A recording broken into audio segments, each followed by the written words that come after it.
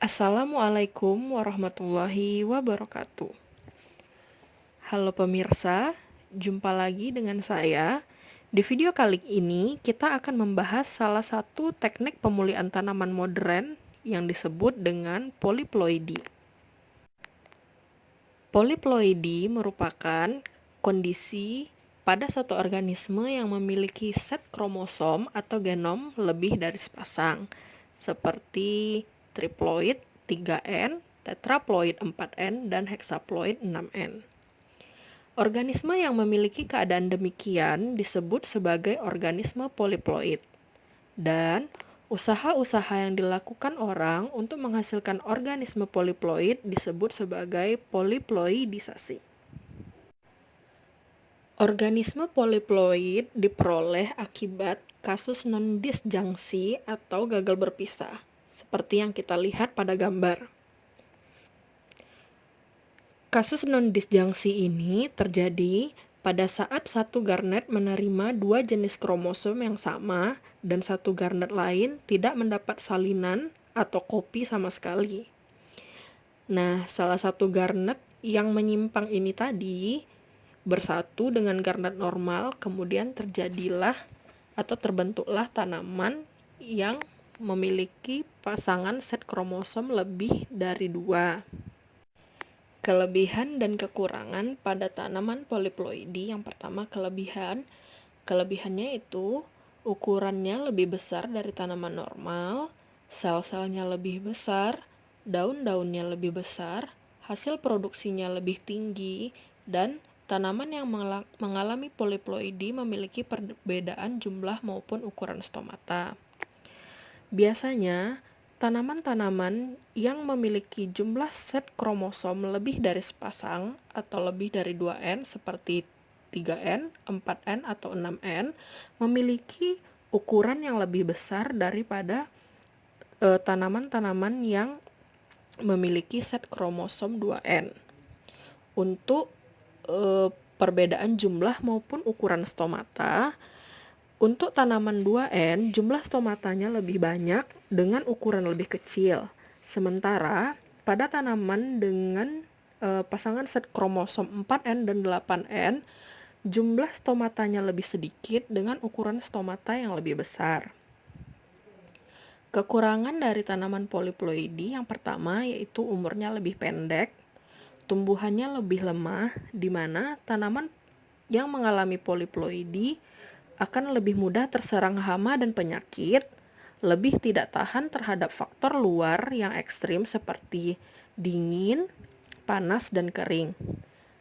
Selanjutnya, kekurangannya yaitu fertilitasnya berkurang.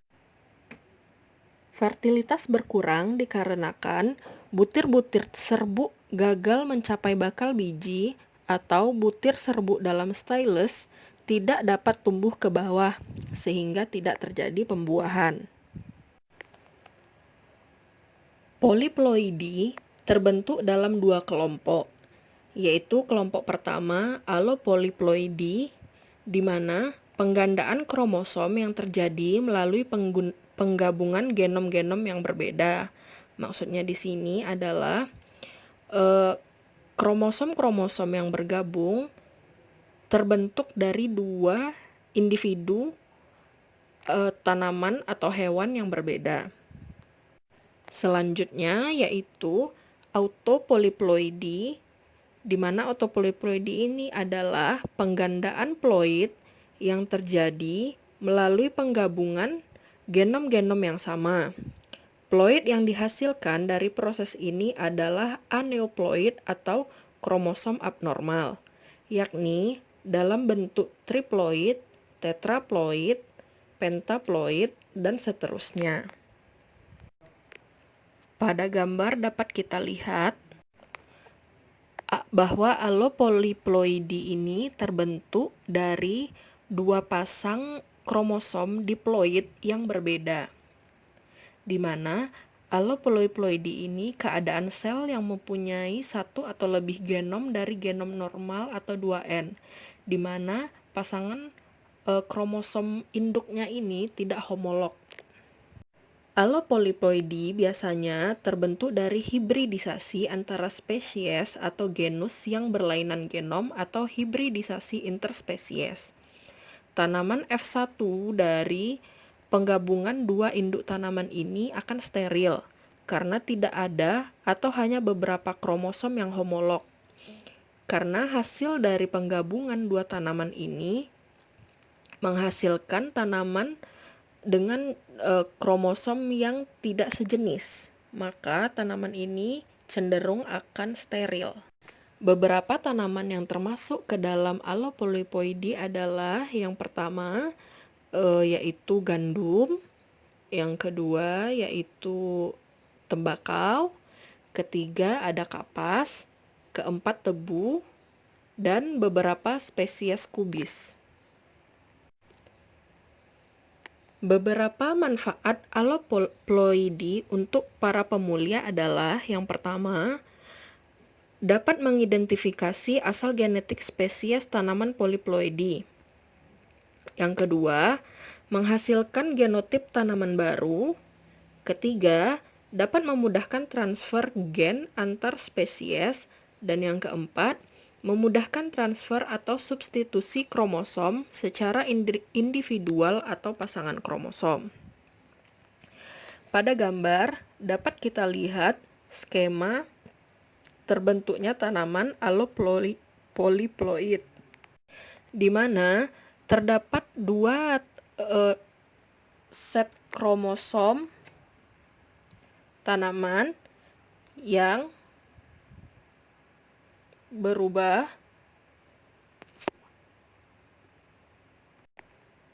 pada skema organisme yang terbentuk menjadi allopolyploid. Itu terjadi kesalahan atau perubahan pada tahap meiosisnya. Selanjutnya yang kedua yaitu autopolyploidy.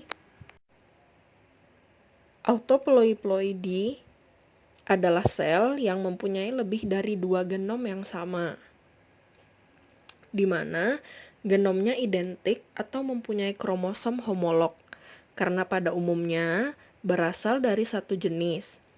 Autopolyploid muncul dari penggandaan kromosom yang komplement secara langsung.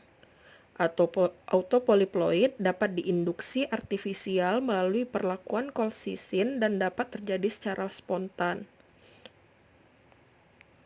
Autopolyploid dapat berasal dari persilangan intraspesies diikuti dengan penggandaan kromosom, di mana garnet tidak mengalami reduksi dan kromosomnya membentuk multivalen pada saat meiosis. Dengan pewarisan yang multisomik, beberapa tanaman yang termasuk dalam autopolyploid adalah kentang, ubi jalar, kacang tanah, alfalfa, dan tanaman orchard grass.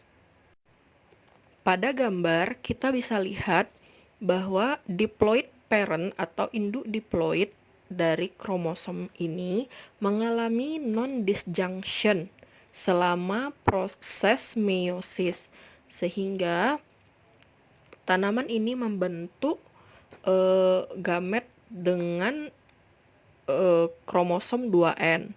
Kemudian gamet dengan kromosom 2N ini melakukan fertilisasi atau pembuahan secara alami dan terbentuk sendiri tanaman dengan jumlah kromosom yang tetraploid. Nah, proses non-disjunction inilah yang membuat spesies ini memiliki kromosom lebih banyak atau lebih banyak daripada induknya. Ada 3 hal dasar sebagai petunjuk untuk memproduksi dan memanfaatkan autopolyploidy dalam program pemulihan tanaman, yaitu yang pertama, autopolyploidy cenderung mempunyai pertumbuhan vegetatif lebih besar, sedangkan biji yang dihasilkan sedikit sehingga lebih bermanfaat untuk pemulihan tanaman yang bagian vegetatifnya dipanen.